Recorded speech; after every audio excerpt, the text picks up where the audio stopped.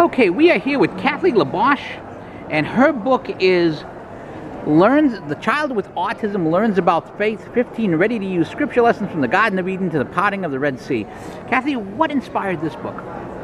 Well, I really wanted my children to go into PSR classes, or they're called CCD classes, to learn about their faith, but because they had autism, they weren't really allowed in, and they couldn't really keep up with what was going on there. So I went and I talked to Sister about it, and Sister said, "Oh, that sounds great, you can do it." And so I found myself putting together a class especially designed for kids with autism. And then people started asking me, how to set it up, or they wanted to bring their kids, and it was nothing I could do. I was a mom of 2 kids with autism, so I wrote a book for them for how they could do it in their own church. Now, so it's this is a great example of something isn't there, something we need isn't taken care of, so I'm going to go and take care of it myself. Well, it wasn't my intention when I went to Sister for me to do it. It was just kind of turned around on me. And then I realized, here I am, I know more about autism than the other teachers do, so if someone was going to do it, it probably should have been me. Now, how long have you been teaching in general? Well, I'm not a teacher, I'm a mother. Okay, and I only taught this class for a couple of years, because once your own kids get bigger, you just don't have the time. I have to stay with them. I'm not going to be,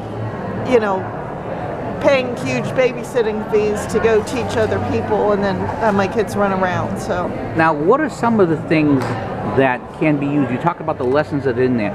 How do you sculpt a lesson for a person who's autistic in order to get that message across? Well, one of the things I did was I tried to concentrate on visual things and hands-on things, and much less on language. So, in other words, when we were talking about Noah's Ark, in school they learn how to match identical things. So we had them match animals, like little tiny animals, and then put them on the ark. And that helped them learn the story of Noah's Ark. And according to over here, as we take a look at the back of the book, and let me get my glasses back down.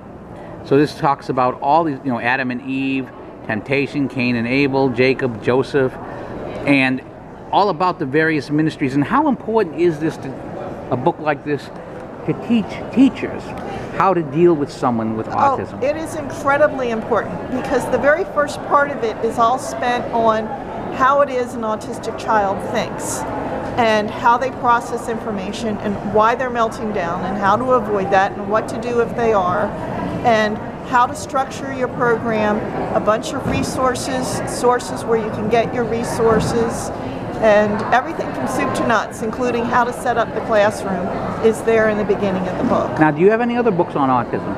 Yes, I do. I have a series of tip booklets. One is The Child with Autism at Home and in the Community, which is a series of what I call stupid mom tricks for dealing with kids with autism. And then there's The Child with Autism that goes to Florida, where I go over every ride in every amusement park and tell you what sensory issues you're going to go on.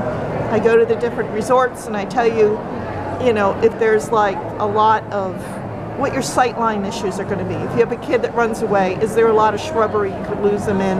Are things breakable? Just the issues that most people don't think about. But if you have a kid with autism, you want to know, is there a big body of water around?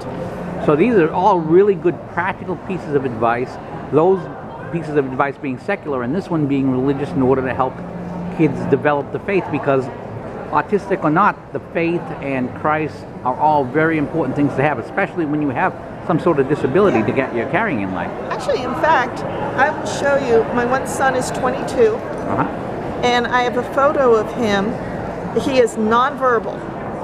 Okay, in fact, he really can't even properly dress himself. But I want to show you the devotion that he has to the Blessed Sacrament. That's his favorite spot in church, sitting right there in front of the tabernacle. And if I blow it up, you can see a look at his face where it looks like he's seeing God. Well, you can't go wrong being by the tabernacle and by Christ, that's for sure. Right. Well, again, the book is, let's get that one up one time, The Child with Autism Learns About Faith, 15 ready-to-use scripture lessons from the Garden of Eden to the parting of the Red Sea. Kathy Labosh, thank you so much for your time. Thank you. All right.